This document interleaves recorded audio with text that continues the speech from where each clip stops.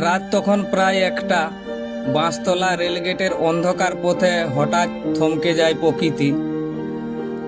10টি হাতির একটি দল ধীরে ধীরে পার হচ্ছিল রেল লাইন।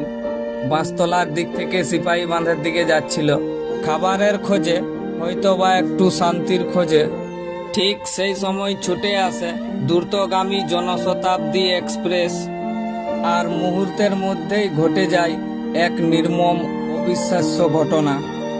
রেল লাইনে কাটা পড়ে মৃত্যু হয় 3টি হাতির।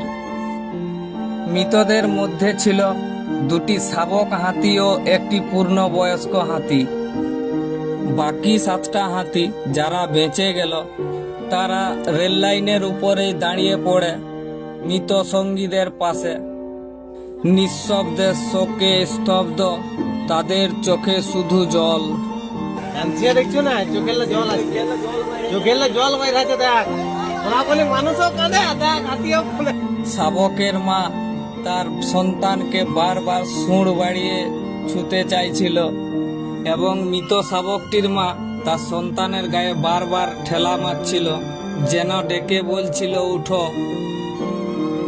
এক এমন কান্না যা কোনো শব্দে বোঝানো যায় না।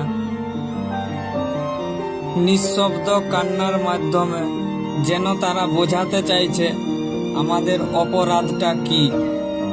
আমরা তো শুধু একটু পথ চেয়েছিলাম, তার বদলে পেলাম মৃত্যু।